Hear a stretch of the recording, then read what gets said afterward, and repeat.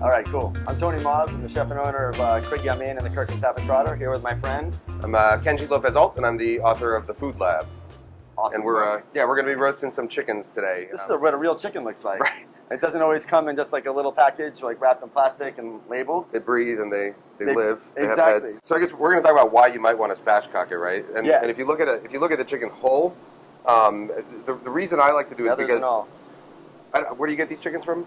These are from upstate New York. And these chickens are like, if you look at it compared to like a supermarket chicken, they're especially lean. So this becomes an even bigger problem because the breast meat is so sensitive to overcooking, right? While the leg meat is not so much. And so you have this one animal where you need to get two different sort of temperatures. You need the breast meat to get to a kind of lower temperature, the legs to get to a higher temperature. And the way it is in its natural form, if you just put this on a tray and roast it, these thin breasts are basically the most exposed part, whereas the thighs down here, these are the most protected parts. So by the time you're done down here, this is overcooked. And I think that's the reason why people have dry chicken at home. Yep. And the other part that, to go along with what you're just saying is this is actually the part of the bird that by temperature needs to cook more than the breast. So not only do you need to cook this more in the beginning, but it's also getting cooked less because of the way you're hiding it. Exactly.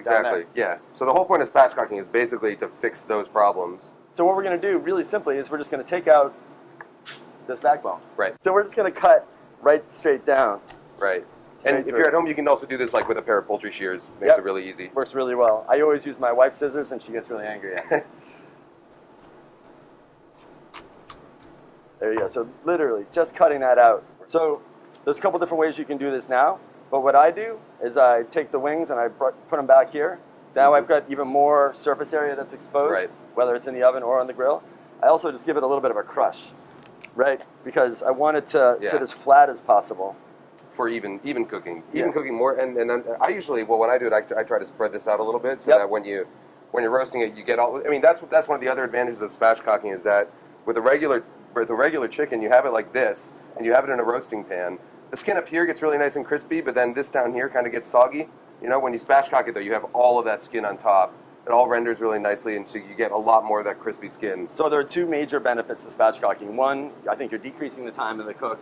And two, you've got much better surface area. Yeah, well, and it also cooks more evenly because now at this point this part of the chicken here, the thighs, which used to be the most protected, are now the most exposed. Yep. So these areas actually end up cooking much faster. So you can cook at a higher temperature. Yep. And by the time that your breast is done, your thighs are also done. So everything basically cooks at the same rate. You don't have to worry about that whole problem of overcooked breast meat anymore.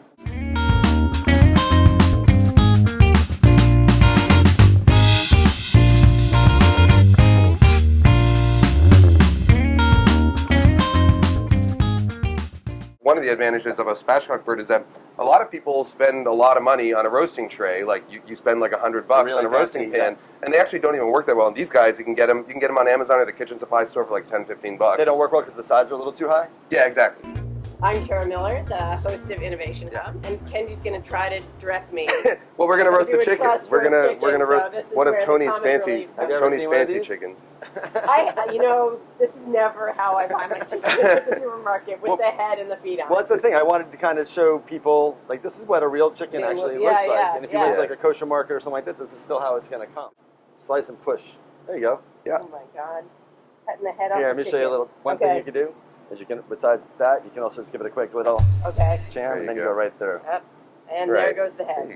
When I was growing up, my mom roasted chickens, and we always had really dry breast meat. And part of that, I think, is the fault. Did it have the little pop-up plastic guy? My mom had that. Yeah, part of it is sort of the government's fault because they tell you to overcook your meat. For food safety reasons. Food safety is important, but if you're smart about it, you use your own thermometer. You can guarantee that you have safe chicken while still having not dry chicken. The sort of classic way is trussing, and that's where you kind of tie up the legs. And basically, what you end up doing there is you expose this a little bit more. You do lose some of the crisp skin because you end up with skin in the crevice here, but you expose the thighs a little bit more, which is important.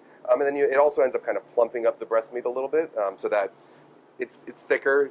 Heat penetrates a little bit slower, so that can sort of mitigate a few of those problems. So that's the way we're going to do this one, just to get that sort of classic. The cover of the magazine chicken. Yeah, but you don't need to truss a chicken. No, I like to do my sort of like porn star chickens where the legs are just hanging open.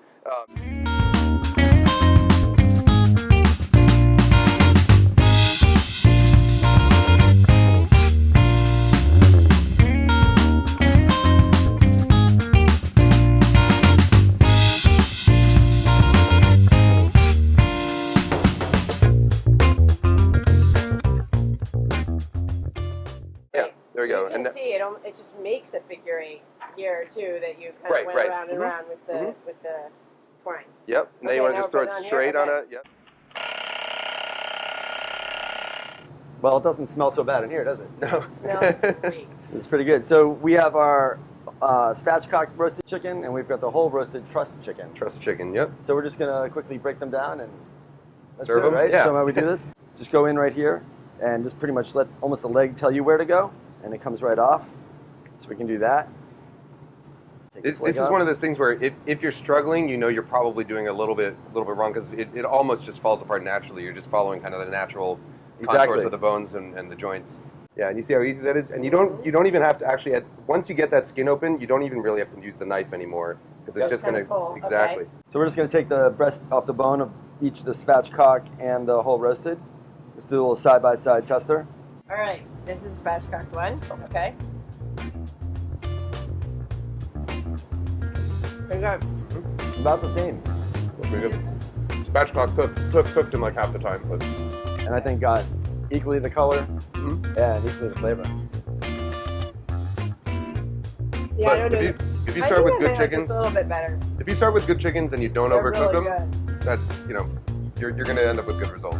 That's Yeah. that's Yep. the basic result. And this is just a great technique to know, again, for the summertime on the grill. You can have a whole roasted grilled chicken in 25 minutes or less.